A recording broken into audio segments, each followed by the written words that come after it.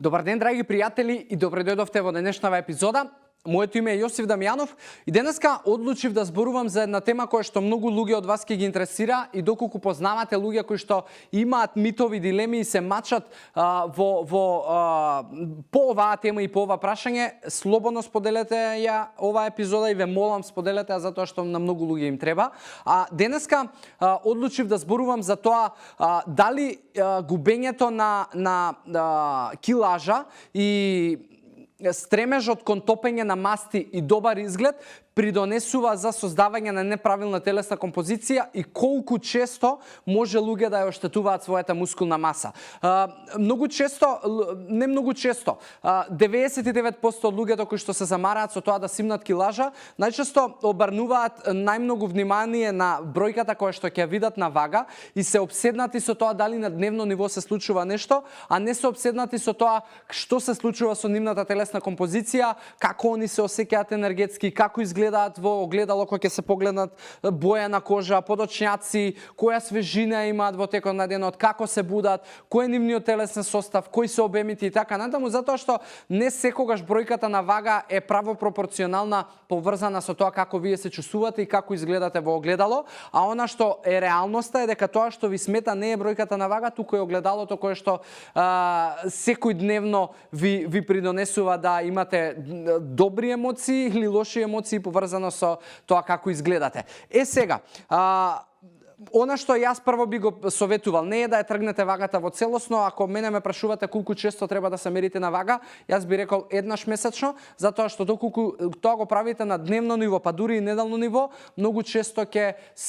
имате проблем со тие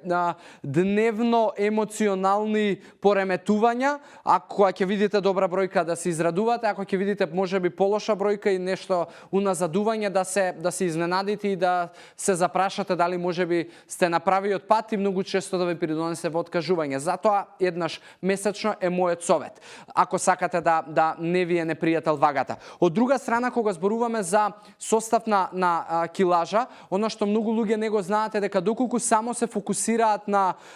исхраната и притоа воопшто немаат физичка активност, да знаат дека со тек на време, со намалувањето на килажата и со намалувањето на мастите, ќе намалуваат и мускулна маса. Затоа што намалувањето на мускулна маса е секогаш поврзано со немањето на физичка активност. Сега, за да не биде преголем залак,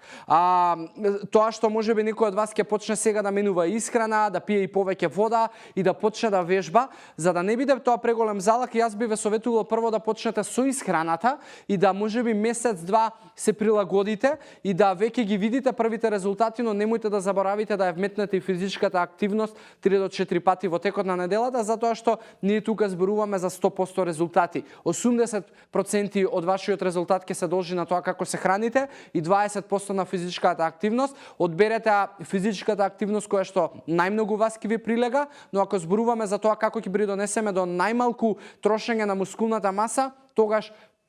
работете вежби со тежини, тоа не мора да бидат не знам какви тежини, нека бидат прилагодени на вас и тоа ќе придонесе за заедно со добрата исхрана да правите регенерација на мускулното ткиво и да го зачувате, а многу често и да го зголемите доколку направите континуитет во вежбање. Така да килажата како килажа оставете ја на страна, многу повеќе оптеретувате се со тоа како изгледате, кои се вашите обеми, кој е вашиот состав на килажа и многу повеќе проверувајте еднаш месечно